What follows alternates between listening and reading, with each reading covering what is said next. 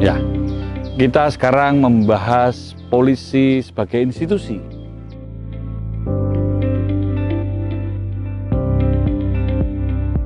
Atau menjadi bagian birokrasi, bagian administrasi negara, dan juga bagian dari sistem-sistem penataan keteraturan sosial. Ketika melihat polisi sebagai birokrasi, kita melihat ada beberapa poin yang bisa menjadi bagian atau ranah pekerjaan kepolisian. Pertama, di ranah birokrasi tentu kita akan melihat pertama bidang kepemimpinan, kedua bidang administrasi, ketiga yang berkaitan dengan operasional, empat berkaitan dengan kapasiti. Yang kedua adalah pada ranah masyarakat. Pada ranah masyarakat adalah bagaimana melihat polisi membangun kemitraan. Yang kedua, bagaimana polisi memberikan pelayanan kepada publik. Yang ketiga adalah bagaimana polisi ini problem solving atau memecahkan masalah. Dan yang keempat adalah networking atau membangun jejaring. Kita melihat sekarang kepemimpinan. Model kepemimpinan yang seperti apa yang perlu kita tumbuh kembangkan di dalam membangun sistem kepolisian. Menurut saya ini ada model kepemimpinan yang transformasional, yaitu pemimpin yang berani belajar dan memperbaiki kesalahan di masa lalu. Artinya kita bisa melihat ke belakang apa yang baik, apa yang positif, apa yang menjadi potensi kita perbaiki, kita tingkatkan, kita berdayakan. Dan yang menjadi masalah, yang kontraproduktif atau yang dapat mengurangi citra, ini bisa kita perbaiki, carikan solusinya. Yang kedua adalah pemimpin yang transformatif adalah pemimpin yang siap menghadapi tuntutan, tantangan, ancaman di masa kini. Sekarang era digital. Sekarang era revolusi industri 4.0. Sekarang ada pandemi COVID-19. Sekarang ada konsep new normal. Nah, disinilah bagaimana seorang pemimpin memiliki visi, memiliki misi, memiliki keberanian untuk dapat memberikan pelayanan yang prima atau ikut menumbuh kembangkan pola atau model pemolisian yang tidak lagi manual, parsial, konvensional, tetapi membangun sistem pemolisian yang proaktif, problem solving, dan tentu juga berbasis kepada sistem elektronik atau online. Nah, disinilah e-policing nanti kita akan bahas. Kemudian misalnya di bidang administrasi. Di bidang administrasi ada 4 poin yang perlu kita bahas. Pertama, bidang perencanaan. Merencanakan itu merupakan suatu kemampuan melihat atau menyiapkan, membangun sesuatu untuk masa depan, untuk bisa menghadapi sesuatu. Merencanakan ini membuat model, membuat roadmap, membuat blueprint. Sehingga model-model ini merupakan suatu usaha atau upaya untuk dapat memprediksi, menyiapkan antisipasi, dan memberikan solusi. Kemudian yang selanjutnya adalah bidang sumber daya manusia. Sumber daya manusia ini aset utama dari institusi. Artinya ketika kita bicara tentang profesional, maka sumber daya ini dapat bekerja sebagaimana semestinya. Dan ketika bekerja sebagaimana semestinya, ini berbasis kepada ilmu pengetahuan. Artinya orang yang ahli, yang terdidik, yang terlatih. Nah, pada konteks seperti ini, tentu bekerjanya berbasis kepada SOP, Standard Operation Procedure. Isi dari SOP itu adalah satu, ada job description dan job analysis. Yang kedua adalah ada sistem penilaian kinerja. Yang ketiga, standar keberhasilan tugas. Jadi pada poin kedua, penilaian kinerja dan keberhasilan tugas, ini berkaitan dengan Key Performance Indicator atau KPI. Nah, setelah ada sistem penilaian kinerja dan standarisasi keberhasilan tugas, maka perlu ada sistem reward and punishment. Dan ada yang berkaitan dengan etika kerja. Etika kerja ini mengapa penting? Karena polisi sebagai pelayan publik ini wajib memiliki etika atau moralitas yang sebenarnya secara singkat dapat dikatakan do dan don't. Apa yang harus dilakukan dan apa yang tidak boleh dilakukan.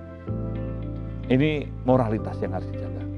Jadi sebenarnya kalau kita membangun adalah profesional, cerdas, bermoral, dan modern. Artinya polisi memang harus ahli, cerdas, kreatif, dan inovatif. Bermoral, semua berbasis kesadaran. Orang yang sadar, maka orang akan bertanggung jawab dan disiplin.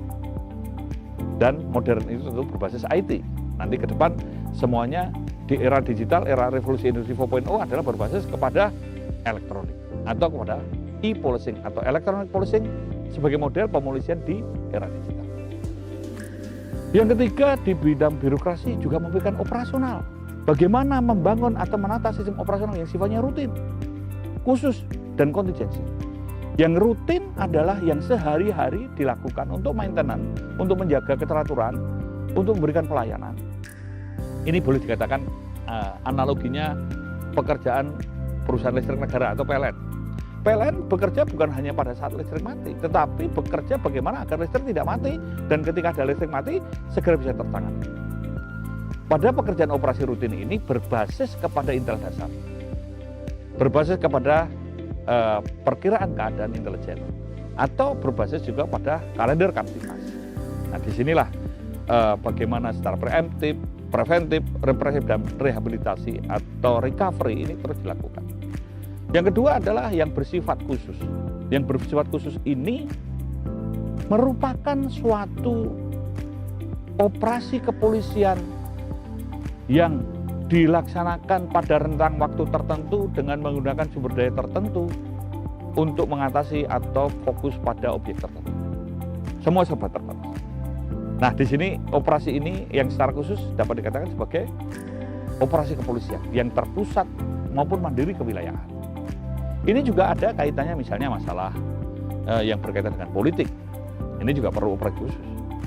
Pemilu misalnya, pilkada, pileg.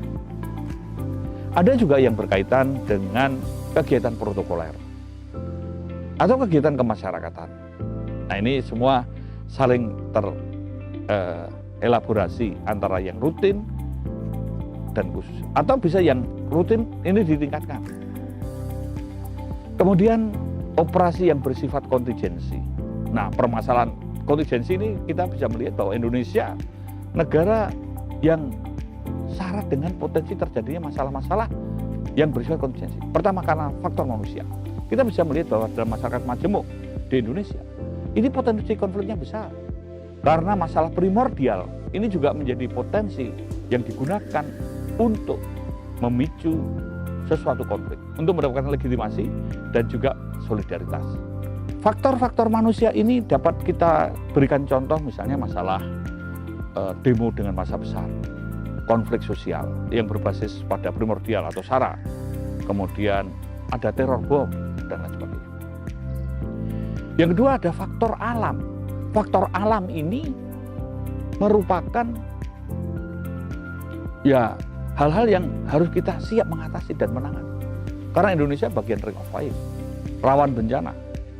Maka ini juga harus dikembangkan bahwa pada faktor alam penanganan bencana ini perlu disiapkan adanya disaster policy atau model disaster policy atau sistem-sistem untuk emergency policy. Dan yang selanjutnya adalah secara kontingensi kalau terjadi kerusakan infrastruktur, misalnya listriknya mati semua, jaringan internetnya mati semua, jembatan putus, jalan putus, sehingga transportasi, komunikasi, informasi terputus. Apa yang harus dilakukan? Ini kepolisian punya konsep, punya pola, namanya emergency policy. Pada konteks seperti inilah tadi di dalam birokrasi, melihat kepemimpinan, melihat administrasi, melihat operasional, dan capacity. Nah, ini kita bicara capacity. Capacity artinya bahwa di dalam membangun capacity ini adalah sebagai perkuatan untuk mengangkat, untuk menunjukkan citra, menjadi role model. Nah, ini pada konteks sekarang kita membahas alkemis. Bagaimana polisi ini dalam sistem-sistem ini dibangun adalah bisa menjadi alkemis. Apa arti alkemis? Alkemis secara singkat menurut saya dapat dikatakan memiliki kemampuan, memiliki kemauan di dalam membangun sistem yang dapat dijadikan panutan atau acuan dan diikuti karena membuat atau mendapatkan kepercayaan. Dan semua yang dikatakan tadi adalah prima. Artinya prima, semua punya standar cepat, tepat, akurat, transparan, akuntabel, informatif, dan mudah diakses. Kemudian yang selanjutnya kita melihat ranah kerja polisi di masyarakat.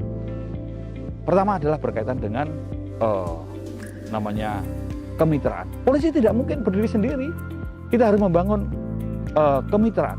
Dengan siapa? Setidaknya triple helix dibangun dengan pemerintah, ilmuwan, media, atau dengan sektor bisnis, dengan LSM, dan lain sebagainya. Jadi artinya kita membangun tidak hanya triple helix atau pentahelix, bahkan N helix, N pada konsep sesuai konteks dan ketentuan atau kebutuhan yang harus dibangun.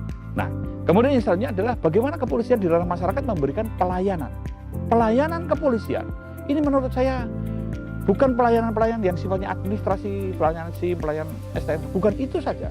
Tetapi ada pelayanan keamanan, pelayanan keselamatan, pelayanan administrasi, pelayanan hukum, pelayanan informasi, dan pelayanan kemanusiaan. Di ranah masyarakat, polisi juga harus problem solving atau menyelesaikan masalah. Problem solving konteks ini adalah berkaitan dengan pencegahan. Bagaimana polisi ini bisa memberikan solusi, bisa mengantisipasi, bisa memprediksi. Di konteks inilah diperlukan adanya sistem-sistem yang dapat menghasilkan suatu algoritma. Algoritma keteraturan sosial. Atau pola-pola yang dapat dilihat pra, saat, dan pasca. Nah, ini perlu membangun suatu sistem yang tadi untuk bisa menghasilkan algoritma dalam konteks era digital. Tentu semua berbasis back office, application, dan network yang bersandar pada artificial intelligence dan Internet of Things, sehingga produk yang dihasilkan dapat berupa algoritma yang terwujud dalam infografis, info statistik, info virtual lainnya yang on time, real time, dan anytime. Nah, ini konteks yang berkaitan dengan problem solving, tentunya bisa memprediksi, mengantisipasi, dan memberi solusi. Kemudian satu lagi networking. Jadi kepolisian tetap terus-menerus membangun mitra, membangun jejaring, membangun komunikasi. Karena keberhasilan polisi dalam pemulihan adalah pada kemampuan komunikasi. Kalau secara konseptual kita mau memikirkan bahwa inti dari administrasi adalah manajemen, inti manajemen adalah kepemimpinan, dan inti kepemimpinan adalah pengambilan keputusan, dan inti pengambilan keputusan adalah kepada human relation, komunikasi. Komunikasi ini menjadi penting, mendasar, sehingga bisa dipahami, bisa memotivasi, bisa memberdayakan, bisa memberikan solusi. Nah, inilah suatu konteks yang harus kita bangun. Tadi kalau melihat ranah pekerjaan kepolisian, ada dalam birokrasi, kita melihat kepemimpinan, bidang administrasi, bidang operasional, dan juga bidang kapasiti. Dan ranah kerja kepolisian atau ranah pemulihan di masyarakat yang pertama adalah bagaimana polisi bisa memberikan, membangun kemitraan, memberikan pelayanan kepada publik, dan kita polisi juga bisa menyelesaikan masalah atau problem solving serta networking.